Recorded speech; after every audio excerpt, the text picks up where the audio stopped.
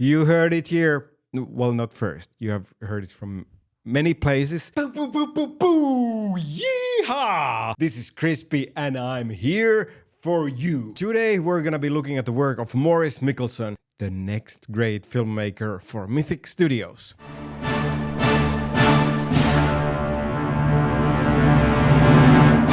Maurice MICHELSON was born in 1976 and he spent his childhood between Illinois and California.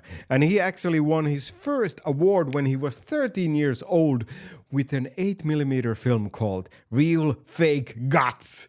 Horror, that's the way he started. That's the way all good filmmakers started. But now let's go over Maurice MICHELSON's filmography. Number 1, Morto Man. Maurice started working for Morto Entertainment, an American independent film company from the 70s that produced thousands of low-budget comedy horror films.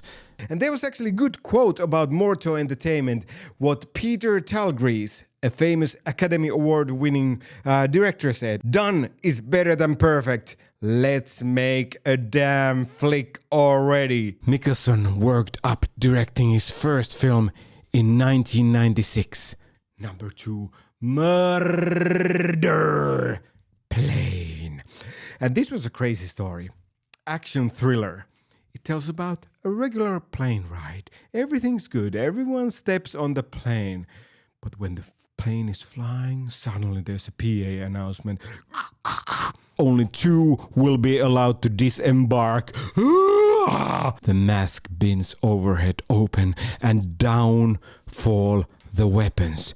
Chaos ensues. It played in art house theaters in Los Angeles and New York for over a year. I highly recommend that. His second film, a small indie feature called Pure Cinema. Pure Cinema. The name is said only once. Pure Cinema. In 1997, MICHELSON made Pure Cinema, a quirky drama comedy about a young man learning about the life of his estranged father while working through that father's list of favorite movies. But anyway, critics semi-liked it. They said that it was a good and warm-hearted story about them. It wasn't a huge success at the box office, but it has since gained a small cult following of fans who admired his earnest and sincere look at fathers and family. After this, he took a big swing that was a surprise hit at Sundance. It's a poignant, it's a beautiful story. Too long. But people liked it. Some people. So number 4.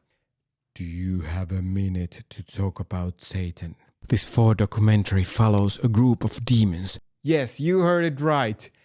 Demons. Who discuss their various tactics as they try to meet their quota of damned souls for the month. Wow. Only Maurice MICHELSON could be that creative.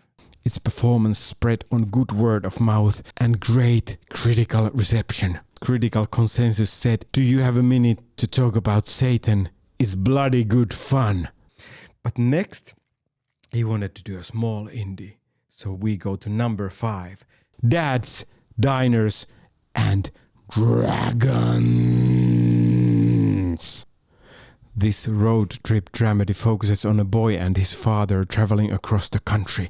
The father is desperately looking for work, but the boy simply thinks he's getting to spend time with his workaholic father. The trip is seen through the lens of the boy's love of D&D, Dungeons and Dragons. I love them too. The film did well at the festival scene and found a small following when it was released on the streaming app Webflix. But next, he went back to his horror action roots. Number 6. The Last Train Home.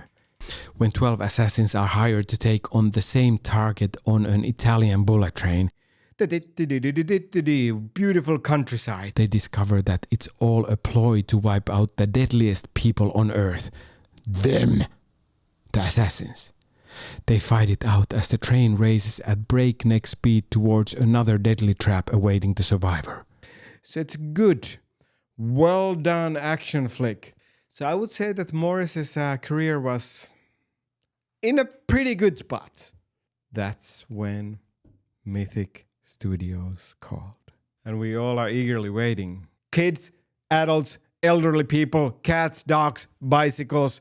I'm ready for it. How Morris MICHELSON is gonna make Sten the Space Vampire. And this has been crispy comic art. Boo, boo, boo, boo, boo. Yeah.